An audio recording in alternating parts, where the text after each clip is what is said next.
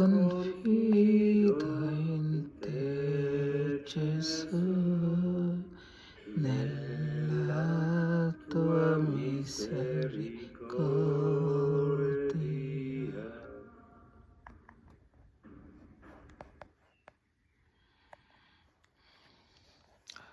പ്രിയപ്പെട്ടവരെ, ഇന്ന് ഞാനിത് ഓപ്പൺ ചെയ്തപ്പോൾ എനിക്ക് ഭയങ്കര സന്തോഷമായിട്ട് തോന്നി. ഇതിൻ്റെ ഡെക്കറേഷൻ നോക്കി, വിശുദ്ധ മിക്കാലിൻ്റെ തൊട്ടടുത്തായിട്ട് ഇങ്ങനെ ചിറക് മാതിരി 2 എണ്ണം വെച്ചിരിക്കുന്ന കണക്ക് ഭയങ്കര സന്തോഷമായി ഈ ആൾക്കാരെ ഇന്ന് കണ്ടപ്പം.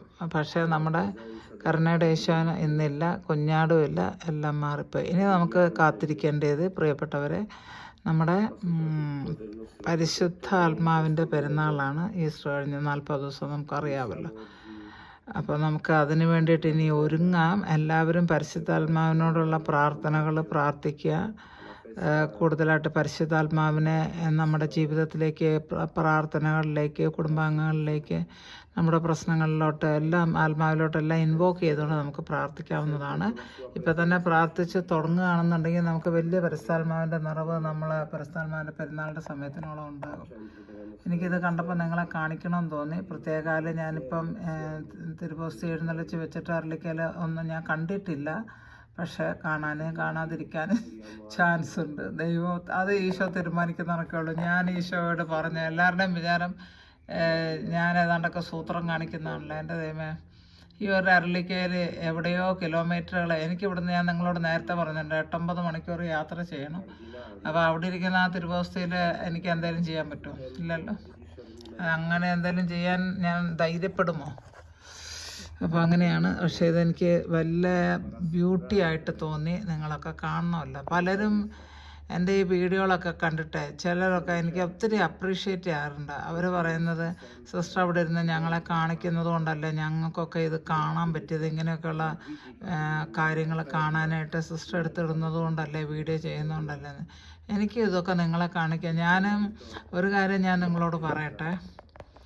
അതെന്താണെന്ന് ചോദിച്ചാൽ, ഓരോ പ്രാവശ്യം ഇപ്പോൾ 1 വർഷത്തോളമായിട്ട് ഈശോയുടെ തിരുരക്തം ഞാൻ അരളിക്കയിൽ കാണുന്നുണ്ട്. പല രീതിയിൽ കാണുന്നുണ്ട്. ചുമപ്പായിട്ടും അല്ലാതെ മൾട്ടി കളറായിട്ടും എല്ലാം, ചില ഡോട്ടായിട്ടും ഒക്കെ ഞാൻ നിർത്തിട്ട് കണക്ക്. പക്ഷേ ഓരോ പ്രാവശ്യം അത് കാണുമ്പോഴും ഞാൻ ആദ്യമായിട്ട് കാണുന്ന ഒരു എക്സൈറ്റ്മെൻറ്റാണ്. കാരണം ഞാൻ വെറും ഒരു സ്റ്റുപ്പിഡ് ക്രീച്ചറാണ്. ദൈവം എൻ്റെ ക്രിയേറ്ററാണ്. ആ ക്രിയേറ്ററിൻ്റെ ഏകസത്തയിൽ ഒന്നിച്ചായിരിക്കുന്ന ഈശോ 2000 വർഷങ്ങൾക്ക് മുൻപ് ചിന്തിയ ആ തിരുരക്തമാണ് ശരീരത്തിൽ നിന്നല്ല, ഒരു തിരുവോസ്തിയിൽ നിന്ന് കാണുന്നത്. ഇതൊരു മിസ്റ്ററിയാണ്. ഇതൊക്കെ കാണുമ്പോഴും ഞാൻ ഓരോ പ്രാവശ്യം ഈ കിടന്ന് ഇമോഷണൽ ആകുന്നതിൻ്റെ കാര്യം, ഇന്നും വന്നോ ഈശോയെ എങ്ങനെ അങ്ങേക്ക് വരാൻ തോന്നി? അതായത് എൻ്റെ നിസ്സാരത്വം എന്താണെന്ന് മനസ്സിലാക്കുന്നത് കൊണ്ടാണ് ഞാൻ ഒത്തിരി ഇമോഷണൽ ആകുന്നത്. ഞാനൊരു പാപിയാണെന്നുള്ള ബോധ്യം, ദാവീദ് പറയുന്ന കണക്ക് എൻ്റെ പാപങ്ങളെല്ലാം അങ്ങയുടെ മുൻപിൽ നിരന്നിരിക്കുന്നല്ലോ എന്നാണ് ദാവീദ് പറയുന്നത്. ഈ ചിന്തയാണ് എനിക്കും.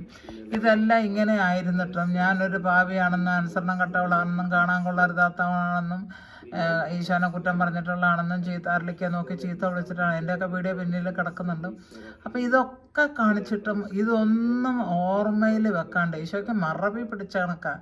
ഈശോയ്ക്ക് എല്ലാത്തിനും മറവിയാണ്. നമ്മളോടുള്ള സ്നേഹത്തിൽ നമ്മളുടെ പാപങ്ങളെല്ലാം പുറകിൽ എറിഞ്ഞ് കളഞ്ഞിരിക്കുന്നു. കിഴക്ക് പടിഞ്ഞാറിനോട് അകന്നിരിക്കുന്ന കണക്ക് ഞാൻ നിൻ്റെ പാപങ്ങളെല്ലാം പുറകിൽ ഞാൻ എറിഞ്ഞു കളഞ്ഞിരിക്കുന്നു, എന്നെ ഓർക്കുകയല്ലെന്നാണ് പറയണേ.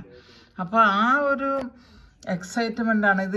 നിങ്ങൾക്ക് എങ്ങനെ അത് ഞാൻ വിവരിച്ച് തരുമെന്ന് എനിക്ക് പറയാൻ പറ്റില്ല. പക്ഷേ അതാണ് ഞാൻ ഓരോ പ്രാവശ്യം ഈ മനോഹാരിത, കർത്താവിൻ്റെ ആ സിംപ്ലിസിറ്റി, എളിമ, സ്വർഗം വിട്ടിറങ്ങി വന്ന ഈ ഒരു അരളിക്കയിൽ മുഴുവനോടെ രക്ത ശരീര മാംസങ്ങളോടുകൂടെ ദൈവികത്വത്തോടുകൂടെ വന്ന് ഇറങ്ങി വന്നാലും പോലെ നമ്മളത് വിശ്വസിക്കുന്നുണ്ടല്ലോ. പക്ഷെ ഇങ്ങനെയും കൂടെ കാണിക്കുമ്പം ഞാൻ എന്താ അതിനെ പറയാന്നുള്ള ഒരു ഹ്യൂമൻ വാക്കുകൾ ഒരു ലാംഗ്വേജിലും എനിക്ക് കിട്ടുന്നില്ല. കാരണം അത് അത്ര നമ്മളെ അങ്ങോട്ട് ഇല്ലാണ്ടാക്കി കളയുകയാണ്, അനിഹിലേറ്റ് ചെയ്ത് കളയുന്ന ഒരു അനുഭവമാണ് എനിക്കുള്ളത്. ഞാനിപ്പോൾ മനുഷ്യൻ്റെ മുന്നിൽ ഞാൻ മനുഷ്യനും ഒരു ഉറുമ്പ് എൻ്റെ മുന്നിൽ എങ്ങനെയാണ്, അതാണ്, അല്ലെ ഒരു ഈച്ച, അല്ലെ ഒരു കൊതുക് എങ്ങനെയാണ്, അതുപോലെയാണ് എനിക്ക് ഈ മഹാശക്തിയുടെ മുകളിൽ എന്നെ ദ്രവിപ്പിച്ച് കളയാൻ കഴിവുള്ള ഈശോയാണ് അവിടെ നിൽക്കുന്നത്. അതിങ്ങനെ വന്ന് എന്നെ കാണിച്ചു തരുമ്പോൾ ഞാൻ ഇല്ലാണ്ടായിപ്പോൾ. ഓരോ ദിവസവും ഞാൻ ഇല്ലാണ്ടായി പോവാണ്. ഓരോ ദിവസവും ഞാൻ ചെറുതായിട്ട് പോവുകയാണ്. ഓരോ ദിവസവും ഞാൻ എന്നെ തന്നെ ദൈവത്തിന് അടിയറവ് വെച്ചുകൊണ്ട് പോവുകയാണ്. അത് നിങ്ങൾക്ക് മനസ്സിലാകുമെന്ന് തോന്നുന്നു. കാരണം നിങ്ങൾക്കും പലർക്കും, ഒരാൾ എനിക്ക് എഴുതി, ഞാനിപ്പോൾ പേരെടുത്ത് പറഞ്ഞാൽ മറ്റുള്ളവർ വിഷമിക്കും, പക്ഷേ അവരുടെ പേരെൻ്റെ ഹൃദയത്തിലുണ്ട്. അവരെനിക്ക് എഴുതി, ബ്ലഡ് കാണുന്ന വ്യക്തി അത്ര ബ്ലസ്സഡ് ആണ്, അതുകൊണ്ടാണ് കാണാൻ പറ്റുന്നതെന്ന്.